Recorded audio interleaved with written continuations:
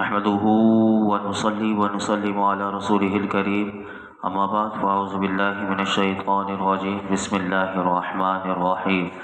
ان الذين آمنوا وعملوا الصالحات كانت لهم جنات الفردوس نزلا خالدين فيها لا يبغون عنها حولا۔ بے شک جو لوگ ایمان لائے اور اچھے اعمال کیے ان کے لیے ان کی مہمانی کے لیے فردوس کے باغات ہیں، وہ ہمیشہ ان میں رہیں گے، ان سے کوئی دوسری جگہ بدلنا نہ چاہیں گے۔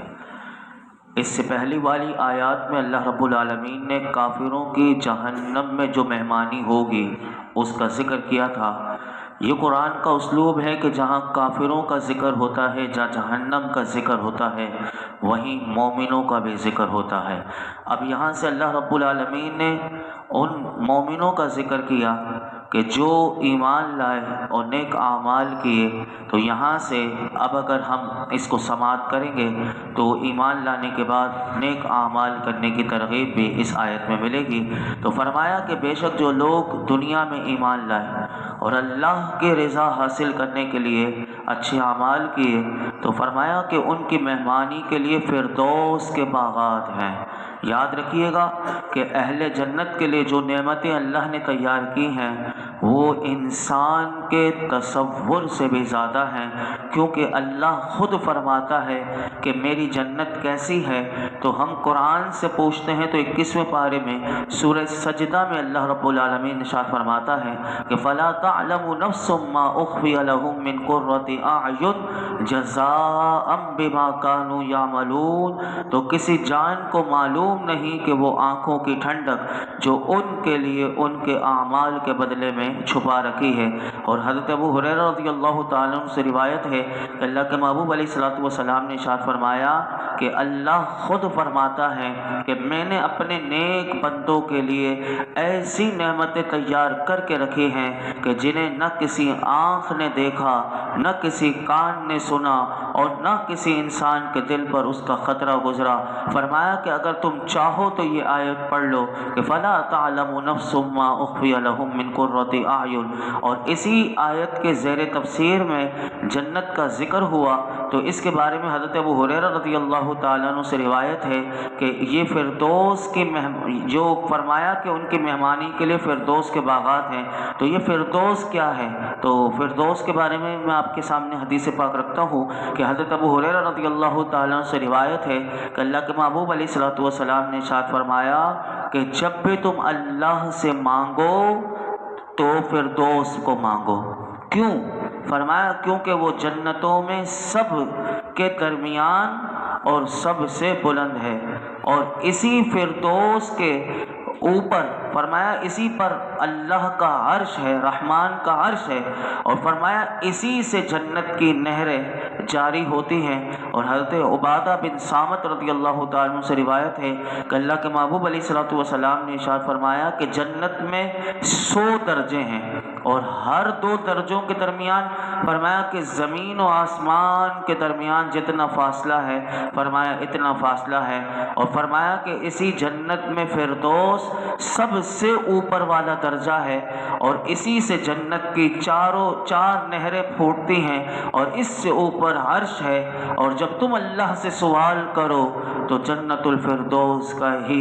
یعنی سوال کیا کرو، اللہ سے جب مانگو تو جنت الفردوس کو مانگا کرو۔ یہ ہمیں آقا علیہ الصلوۃ والسلام نے ادب سکھایا کہ جنت بھی مانگنی ہے تو کون سی جنت مانگنی ہے؟ تو فرمایا جنت الفردوس مانگا کرو۔ اور ایک اور حدیث پاک میں آتا ہے کہ حضرت انس بن مالک اس کو روایت کرتے ہیں کہ اللہ کے محبوب علیہ الصلوۃ والسلام نے ارشاد فرمایا کہ فردوس بلند جنت ہے، درمیانی اور سب سے بہتر جنت ہے۔ اور فرمایا کہ حضرت کعب رضی اللہ تعالیٰ عنہ نے فرمایا کہ فردوس جنتوں میں سب سے اعلیٰ ہے، اور اس میں نیکیوں کا حکم کرنے والے اور برائیوں سے روکنے والے عیش کریں گے۔ یعنی اس جنت میں کون جائیں گے کہ جو دنیا میں لوگوں کو نیکی کا کام کہا کرتے تھے، نیکی کا حکم دیا کرتے تھے، اور اپنے آپ کو بھی بچایا کرتے تھے، لوگوں کو بھی بھی بچایا کرتے تھے برائیوں سے، تو کہا اس جنت میں وہ عیش کریں گے۔ اور اس کی دوسری آیت میں اللہ نے فرمایا تھا لا یبغون عنہا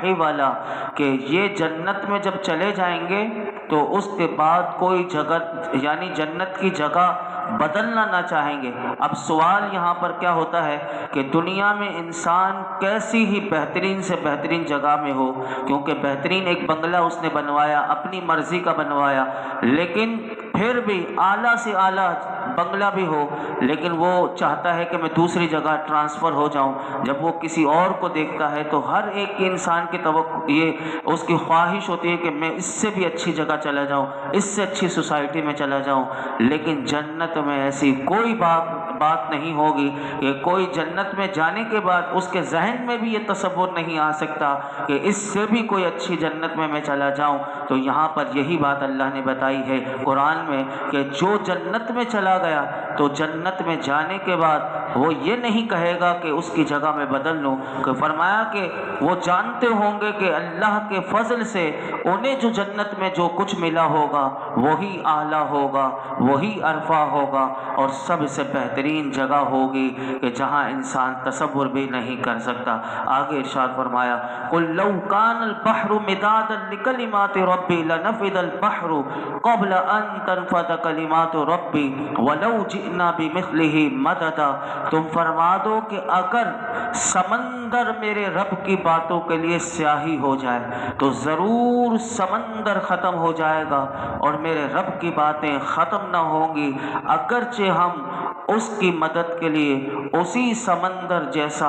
اور لے آئیں۔ اس آیت مبارکہ کا شان نزول یہ ہے کہ حضرت عبداللہ بن عباس رضی اللہ عنہما فرماتے ہیں کہ یہودیوں نے حضور سے کہا اے محمد صلی اللہ علیہ وسلم، آپ کا خیال ہے کہ ہمیں حکمت دی گئی اور آپ کی کتاب میں ہے کہ جسے حکمت دی گئی اسے خیر کثیر دی گئی، پھر آپ کیسے فرماتے ہیں کہ تمہیں تھوڑا علم دیا گیا؟ اس پر اللہ رب العالمین نے یہ آیت کریمہ نازل فرمائی۔ اور ایک قول اس کے بارے میں یہ آتا ہے کہ جب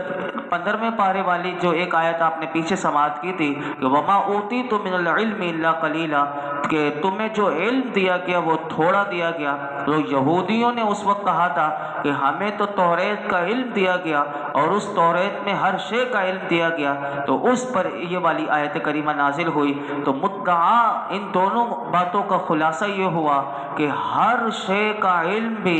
اللہ کے علم کے آگے، اللہ کے علم کے حضور وہ قلیل ہے، اور یہ اللہ کے علم سے اتنی بھی نسبت بھی نہیں رکھتا کہ جتنی ایک قطرے کو سمندر سے ہو۔ تو آیت کا خلاصہ یہ ہوا کہ اگر اللہ رب العالمین کے علم اور حکمت کی کلمات اگر کوئی لکھنا چاہے گا تو یہ قرآن کی یہ آیت بتا رہی ہے کہ اگر تمہارے لیے لکھنے کے لیے تمہیں سیاہی کی ضرورت ہو تو فرمایا کہ سمندر کا سارا پانی سیاہی بن جائے اور تمام مخلوق مل کر اللہ کی باتوں کو، اللہ کی حکمتوں کو لکھنا شروع کرے تو فرمایا وہ کلمات ختم نہ ہوں گے، اور وہ اتنی باتیں ہیں فرمایا کہ یہ پانی ختم ہو جائے گا، اور فرمایا کہ اس اتنا ہی اللہ اور تمہیں دے دے یعنی سمندر اور سیاہی بن جائے، پھر بھی اس کے علم و حکمت کی کوئی انتہا نہیں، کیونکہ میرے رب کی جو باتیں ہیں آپ دیکھ لیجیے آج تو بہت کم ہے، لیکن آپ گزشتہ چند سال پہلے صدیوں میں چلے جائیں تو قرآن کی تفسیر لکھنے والوں نے 100 جلدوں پر قرآن کی تفسیریں لکھی، اور کتنی ہزاروں کی تعداد میں اللہ رب العالمین کی اور اللہ کے رسول کی باتیں اور اس میں کیا کیا حکمتیں ہیں وہ لکھنے والوں نے لکھا اور پڑھنے والوں نے پڑھا، سمجھنے والوں نے سمجھا۔ آج ہم ان چیزوں سے دور ہیں۔ یہی وہ باتیں ہیں کہ اگر تم فرما دو کہ اگر سمندر میرے رب کی باتوں کے لیے سیاہی ہو جائے تو ضرور سمندر ختم ہو جائے گا، لیکن میرے رب کی باتیں جو ہیں وہ ختم نہ ہوں گی، اگرچہ ہم اس کی مدد کے لیے اسی سمندر جیسا اور لے آئیں۔ اب سورہ کہف کی آخری آیت ہے، اس کا میں آدھی خلاصہ کروں گا، باقی کل انشاءاللہ اس کا ترجمہ اور میں آپ کے سامنے رکھتا ہوں۔ فرمایا قُلْ إِنَّمَا أَنَا بَشَرٌ مِثْلُكُمْ يُوحَىٰ इलैया अन्नमा इलाहुकुम इलाहुन वाहिद फमन कान यरजू लिक़ाअ रब्बिह फलयअमल अमलन सालिहन वला युशरिक बिइबादति रब्बिह अहदा। तुम फरमाओ मैं ज़ाहिरन तुम्हारी तरह एक बशर हूँ, मुझे वही आती है, तुम्हारा माबूद एक ही माबूद है, तो जो अपने रब की मुलाकात की उम्मीद रखता हो उसे चाहिए कि नेक काम करे और अपने रब की इबादत में किसी को शरीक न करे। इस आयत में अल्लाह रब्बुल आलमीन ने फरमाया कि तुम फरमाओ, तो इसकी तफसीर करते हुए हज़रत अब्दुल्लाह बिन अब्बास रज़ियल्लाहु अन्हुमा फरमाते हैं कि इस आयत में अल्लाह रब्बुल आलमीन ने अपने महबूब को आजिज़ी की तालीम दी और हुजूर को फरमाया कि आप ये कह दीजिए कि मैं तुम्हारी तरह आदमी हूँ, यानी तुम जैसा इंसान हूँ और इसी तरह जैसे तुम इंसान हो वैसे मैं भी इंसान हूँ। अलबत्ता मुझे तुम पर खुसूसियत हासिल है कि मेरी तरफ वही आती है और वही के सबब अल्लाह ने मुझे आला मकाम अता किया। यहाँ पर आला हज़रत ने इस आयत के ज़िमन में जो बातें इरशाद फरमाई उसमें से मैं एक दो बातें आपके सामने रखता हूँ, सुनिए, बड़े गौर से सुनिएगा। आला हज़रत फरमाते हैं कि काफिर अंबिया अलैहिमुस्सलाम को अपना जैसा बशर मानते थे, इसीलिए वो रिसालत के मुनकिर थे। और ये बार बार आप पढ़ते हैं, सूरह यासीन में आता है हर जगह कि वो नबियों को यही कहा करते थे कि तुम हम जैसे बशर हो, इसीलिए वो इनकार कर देते थे और वो ये साफ कह देते थे कि रहमान ने कोई चीज़ नहीं उतारी, तुम सिर्फ नबियों को कहते थे कि तुम सिर्फ झूठ बोल रहे हो। तो आला हज़रत कहते हैं वाकई इन खुबसा के नज़दीक, खबीस की जमा जो होती है वो खुबसा, फरमाते इन खुबसा के नज़दीक वही नबुव्वत जो अल्लाह ने उनको दी थी वो बातिल थी, यानी उनके नज़दीक गलत थी और इसीलिए तो उन्हें अपनी बशरियत के सिवा उन नबियों में कोई चीज़ नज़र नहीं आती थी, तो इसीलिए वो फ़ौरन कह दिया करते थे कि तुम हमारी तरह बशर हो। वो ये नहीं देखते थे कि उनके ऊपर वही आ रही है। तो फरमाया कि ये तो दिल के, ये तो वाकई अंधे थे, तो इसीलिए ये नबी को बशर कहा करते थे। फरमाया कि इससे बढ़कर वो ज़्यादा दिल के अंधे हैं कि जो आज हमारे माशरे में भी पाए जाते हैं, कि जो नबी की नबुव्वत का इकरार भी करते हैं कि उन पर वही आती थी, फिर भी वो अंबिया को अपने जैसा बशर जाने। तो उसकी मिसाल देते हुए, क्योंकि आला हज़रत से सवाल हुआ था तो आपने नाम जो लिखा वो जैद का लिखा, फरमाते हैं कुल इन्नमा अना बशरुम मिस्लुकुम, जैद को ये तो सूझा और यूहा इलैया जो इसके बराबर में है इसी आयत में फरमाया कि वो ना सूझा। फरमाते हैं कि जो गैर मुतनाही फ़र्क को जाहिर करता है, जैद ने उतना ही टुकड़ा लिया जैसे कि आज हमारे माशरे में गुमराह फ़िरकों ने भी इतना ही टुकड़ा ले लिया कि नबी हमारी तरह बशर है। तो आला हज़रत कहते हैं कि जैद ने भी इतना ही टुकड़ा लिया कि जैसे कि काफिर लिया करते थे। तो फरमाते हैं अंबिया अलैहिमुस्सलाम की बशरियत जो है वो जिब्रील अमीन की मलकियत से भी अफजल है, यानी जिब्रील अमीन जो नूर है, जो मासूम है, फरमाते हैं कि सारे अंबिया की जो बशरियत है वो जिब्रील अमीन की मलकियत से भी अफजल आला है। वो ज़ाहिरी सूरत में फरमाते हैं ज़ाहिर बीनों की आंखों में बशरियत रखते हैं कि जिसकी वजह क्या है, तो फरमाते हैं इसकी वजह यह है कि मखलूक जो है उनका जो मकसद है वो उनसे उन्स हासिल कर सके और उनसे फैज़ पा सके। अगर नबी का वो जो मलकियत जो उन पर है अगर वो ही होती फरिश्तों की तरह, तो फिर मखलूक में से कोई भी उनसे कुछ भी हासिल न कर सकता था, दीन हासिल न कर सकता और उनसे फैज़ न ले सकता। इसीलिए अल्लाह रब्बुल आलमीन कुरान में फरमाता है कि वलौ जअलनाहु मलकन लजअलनाहु रजुलन वललबसना अलैहिम मा यल्बिसून, कि अगर हम फरिश्ते को रसूल बनाकर भेजते तो ज़रूर उसे मर्द ही की शक्ल में भेजते और ज़रूर उन्हें उस शुबे में रखते कि जिस धोखे में अब भी हैं, तो जिस धोखे में आज बदमज़हब हैं, आज वो यही कहते हैं कि वो नबी जो हैं वो सिर्फ बशर हैं। इसीलिए वो कहते हैं कि नबी को उतना मानो कि जितना अपने बड़े भाई को मानते हो। तो वो ये अदब सिखाते हैं अल-अमान वल हफीज़। तो आला हज़रत कहते हैं इससे ज़ाहिर हुआ کہ انبیاء کرام کی ظاہری صورت دیکھ کر انہیں اوروں کی مثل سمجھنا، ان کی بشریت کو اپنا سا جاننا اور یہ ظاہر بینوں، اور فرماتے ہیں کور باطن، جن کے باطن خالی ہیں ان کا دھوکہ ہے اور یہ شیطان کے دھوکے میں پڑے ہوئے ہیں۔ اور وہ کیا دلیل دیتے ہیں؟ فرماتے ہیں ان کا کھانا پینا سونا، یہ افعال بشری،